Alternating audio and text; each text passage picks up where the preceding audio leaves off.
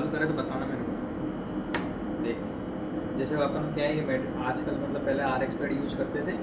RxPad अपन क्या बंद करके ये drug and consumable sheet use करते हैं। इसमें क्या करेंगे, सारा पेशेंट का नाम, एज, सेक्स, UHID और डिपार्टमेंट, पिताजी का नाम, date of admission, treating doctor, patient category जैसे कैश है, भामाशाह योजना है, कैंप है, ESIC TPA, ये सारी कैटेगरियाँ हैं। ये अपने को टिक करनी है, बिल्कुल फिल करनी है कि पेशेंट मतलब कोई एरर नहीं हो। उसके बाद क्या करेंगे, जैसे मैंने आज 2 बजे मतलब मैं इवनिंग में पेशेंट से मेडिसिन मंगा रहा हूँ, तो मेडिसिन कैसे मंगानी है, 24 घंटे की एक साथ मंगा लें कि अगले दिन 2 बजे तक की मेडिसिन कंप्लीट हो जाए। तो डिपार्टमेंट का नाम आ गया, एक्सटेंशन नंबर आ गया। अब मेडिकेशन जो है, जितनी भी मेडिकेशन है उसमें लिखा हुआ है इफ़ कैपिटल लेटर, मतलब कैपिटल लेटर में ही लिखनी है।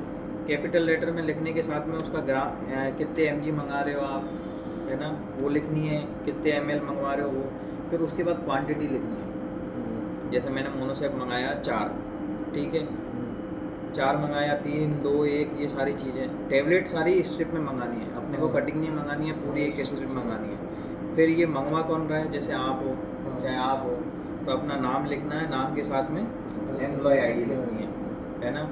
ऐसा नहीं कि मतलब अपना रेटिंग में कुछ भी लिख दिया, अगर साइन भी कर दिया तो एम्प्लॉय ID से कर दो।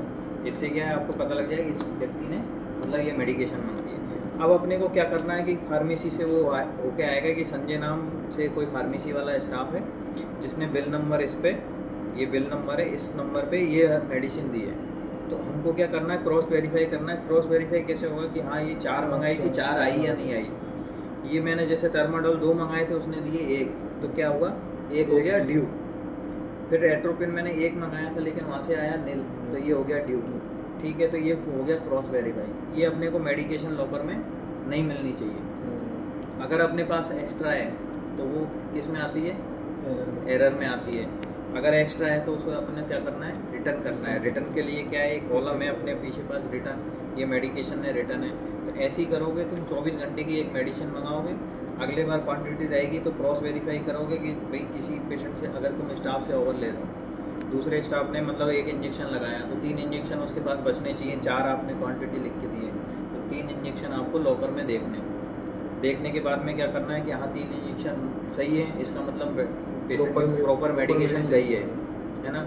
इससे तुम्हारा क्या होगा, मेडिकेशन एरर बचेगा, है कि नहीं, एक्स्ट्रा मेडिकेशन नहीं रहेगी और पेशेंट को प्रॉपर मेडिकेशन चला जाएगा। ठीक है, ये सारी चीज़ें मतलब किसी भी जहाँ से पेशेंट आ रहा है, मान लो वो मतलब अदर डिपार्टमेंट से आ रहा है कहीं से, तो अपने को उसके मेडिकेशन चार्ट देखने कि मेडिकेशन कब से मंगाना स्टार्ट किया है, कितनी मेडिकेशन मंगाई है, वो अपने पास कितनी लेके आया है, उसने रिटर्न करी है या नहीं करी है, कोई एक्स्ट्रा मेडिकेशन तो नहीं मंगा ली। मान लो उसने पेशेंट को मतलब सिरप पोटकोलोर चल ही नहीं रही है और उसने पोटकोलोर मंगा रखी है, तो ये क्यों मंगवाई, किसने प्रेस्क्राइब किया, किसने ऑर्डर दिए, डॉक्टर ऑर्डर में है या नहीं है, ये अपने को क्रॉस वेरीफाई करना है। ठीक है।